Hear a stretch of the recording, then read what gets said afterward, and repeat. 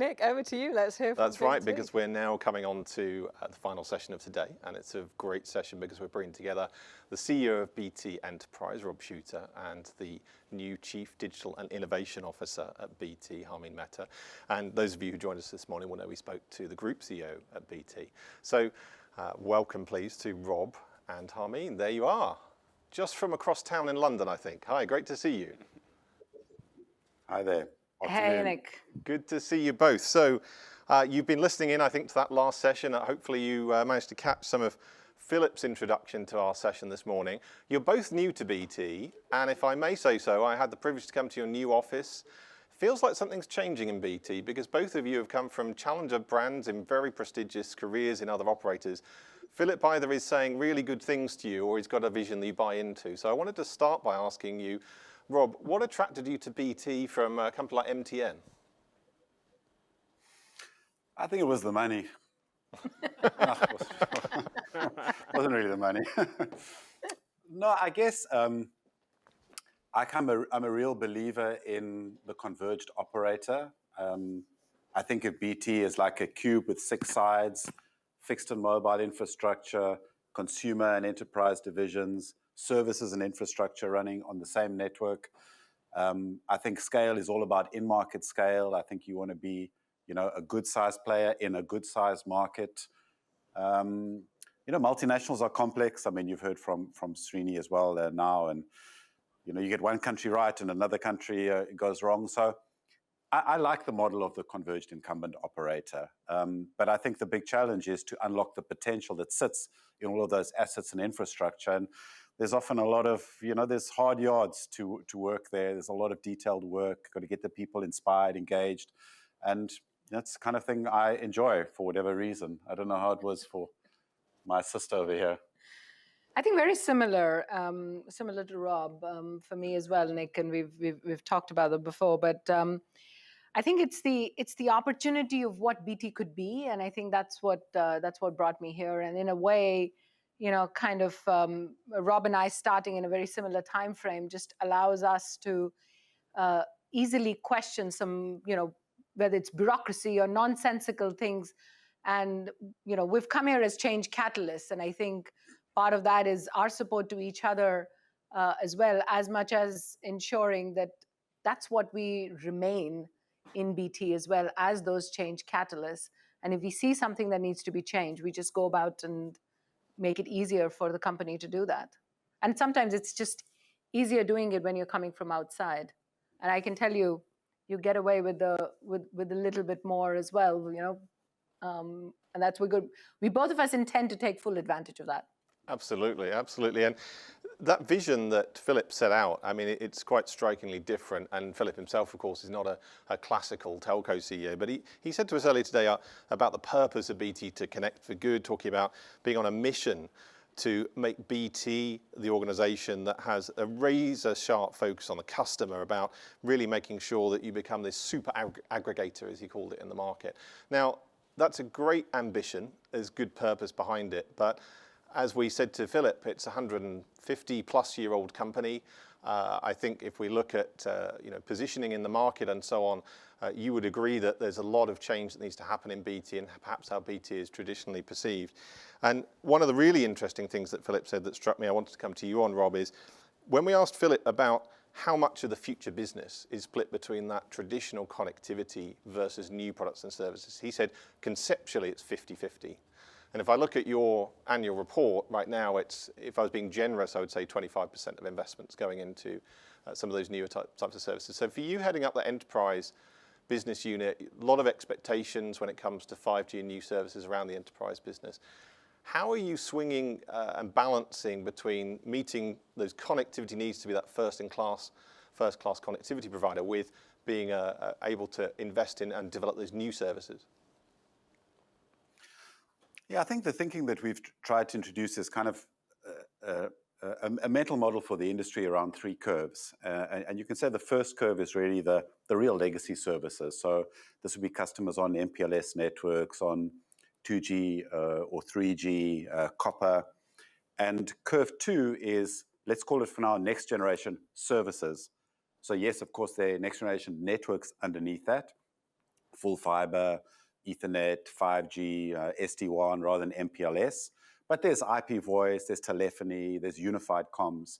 And then curve 3, in the way we think about it at BT, is the adjacencies that are not fundamentally coupled with connectivity. So things like, cloud, cyber, security, IoT, edge, etc. So I guess what is useful about that model is it steps away a bit from this connectivity and service distinction, which I don't think is really helpful anymore. Because in that curve 2 that I'm describing, it is already a combination of connectivity and services.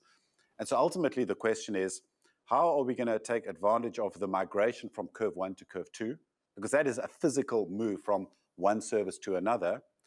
And at the same time, how do we make intelligent bets for curve 3, which are the adjacent services that will start to scale in the next few years? And that's, I think, ultimately why the kind of partnership that Harmeen and I have, which is around, I've got a big job, my team and I, to manage the curve 1 to curve 2. And we have many dependencies on Harmeen, particularly for the digital assets and services and channels in curve 2. But we also have a lot of work we need to do together to make sure we are well positioned for curve 3. And I think this is also something, looking back on BT's legacy, if I would be slightly critical, I would say that we didn't invest early enough to be ready for curve 1 to curve 2. Mm-hmm. So we're playing a little bit of catch up, and we are absolutely determined not to make the same mistake in being prepared to play a very meaningful role in curve 3. Harmeen, let me bring that same question to you. You're taking on, it's a brand new role in BT. It didn't exist before. It's a restructuring of several teams and departments. How are you balancing that Horizon 1 through to Horizon 3, or curve 1 through curve 3 that Rob described? How do you balance your personal time in that, and how do you set up a team that's able to look on all those horizons at the same time? I think by actually not following the convention, I would say, I've always believed that if you want to drive 10 different things, have 10 different superstars drive one little thing, and that's how you get to driving 10 big things. And I think it's a similar thing we've just done. A couple of months ago, we did a major restructure of our digital organization, and I think it was all around balancing these horizons. So there are leaders and a lot of the CIOs, especially in the digital organization, that are really focused on getting everything right for Horizon 1, and also starting to build, from being just a telco to a digital communications company. We need even the telco part to be digitized, and doing all those transformations and leading those in a big way, and hence playing a very big part in Horizon 2 as well. And then all the CDOs and the digital offices really focusing, working with the businesses very closely, and helping build those aggregated marketplaces and everything else, whatever is needed for Horizon 2, while still running the channels in Horizon 1 and bringing about the growth through those channels for the businesses as well.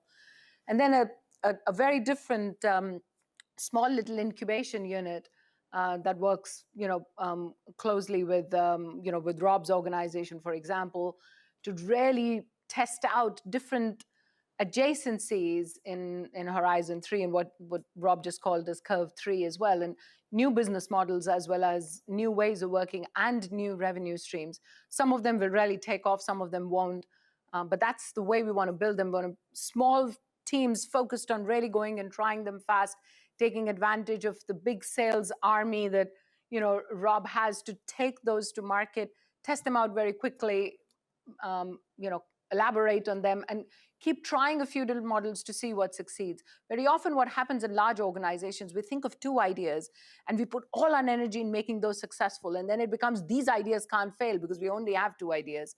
We're actually moving away from that and saying, let's have 10 ideas and see which 2 of those succeed.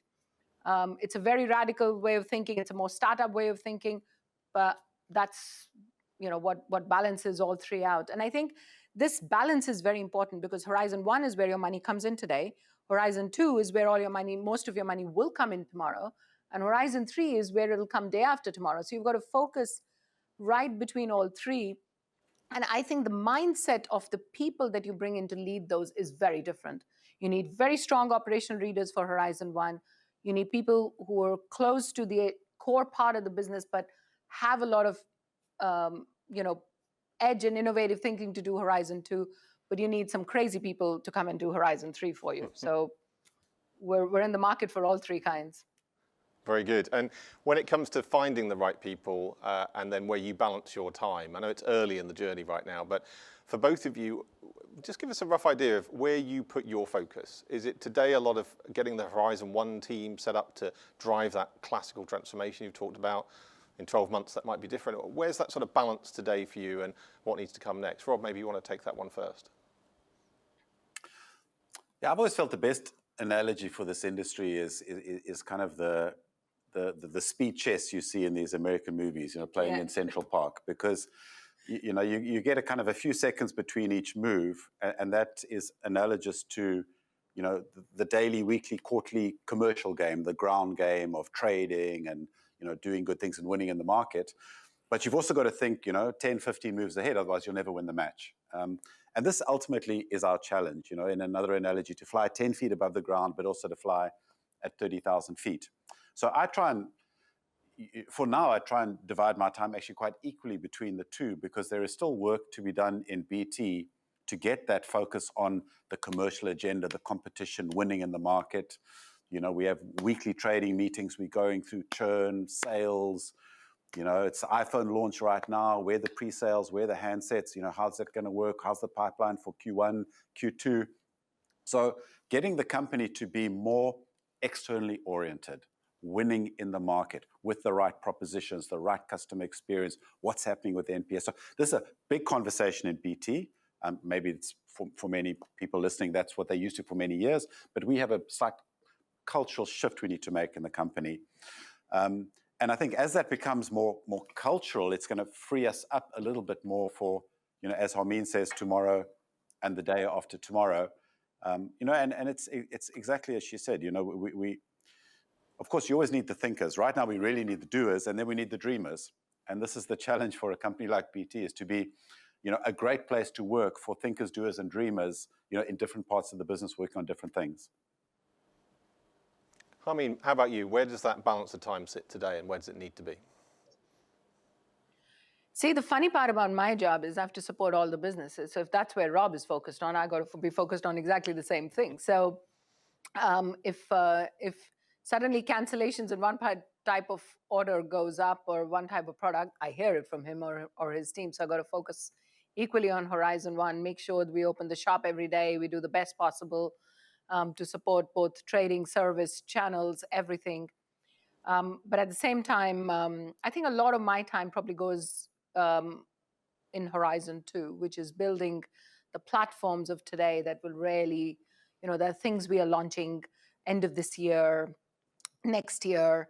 That's what takes the bulk of my time. And I do trust a lot of my team to kind of take care of a lot of Horizon 1.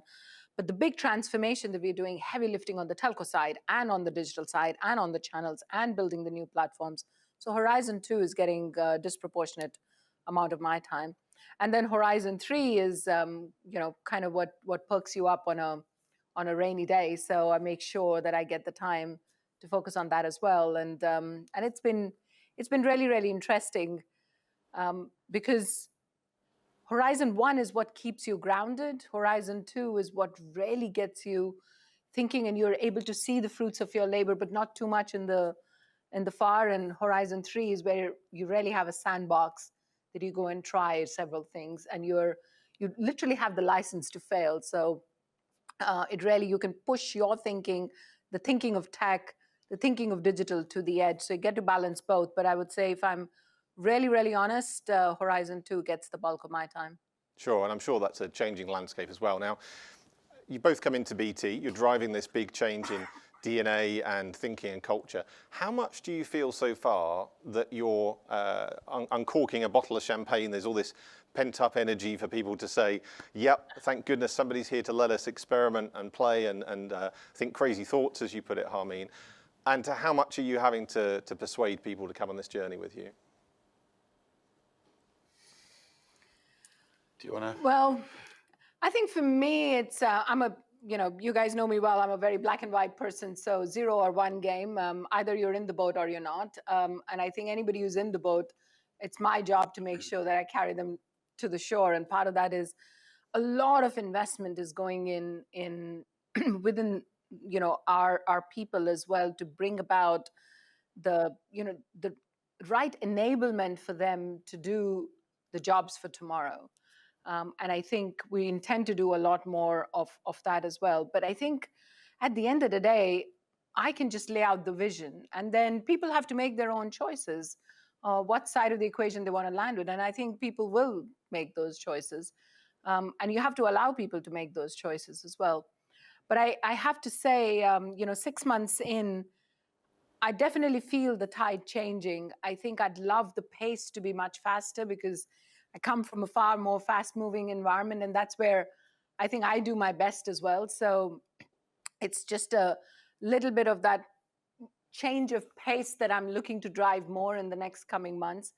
But what's been really encouraging is, especially from the various businesses, is the support and almost the urgency that they help drive in me and the team as well, for the need of change. I think that's what really compels us to make that change. And I think 6 months in, I really feel that from earlier on, people starting to think, saying, 175 years of history, this is what got us here, will get us there.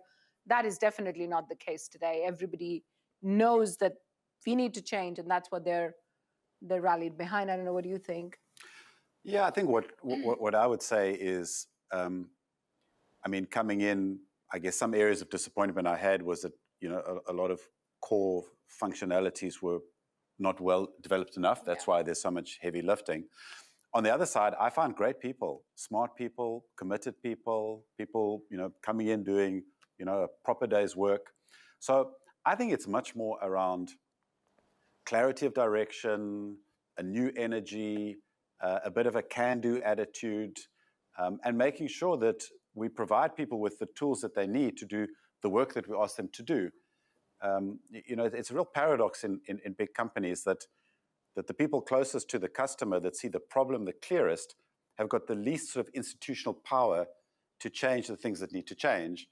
And the people that have got all the power are sitting far away from the customer, often in a head office somewhere, I don't know, looking out the window, whatever it is. So, I don't view my role as having to come in and change the people. I think our role is to create the environment that the people can be successful, because they want to be successful. People want to win. They want to do a good job's work, and they want to be proud, and they want to see that customers are getting good experience. And often they can't control what the priorities are, where the resources get allocated, what the strategic direction of the company is. Exactly. So we have to take that burden on our shoulders, and the people, they are rising to it, and they will rise to it.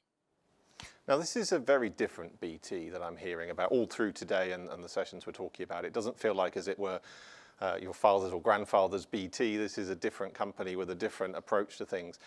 But you're a player in an international market. You're, of course, reliant on your vendors and partners around the world, and you will be for each of those horizons that you've both laid out.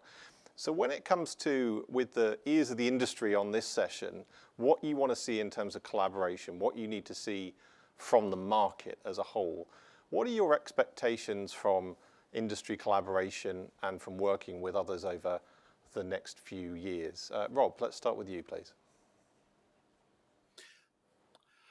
I guess all my years in the industry, what I don't like people trying to sell me stuff, and for many years I was really annoyed on the whole 5G thing, because I felt that the vendors were pushing 5G and we hadn't really taken full advantage of 4G, and it was a great technology, and it just, I felt slightly manipulated, to be honest. I'm being honest, so that's the whole point. So the key thing is that we need to win in the market, and we need to win in the eyes of the customer, and we need to grow, and we need to return BT to growth.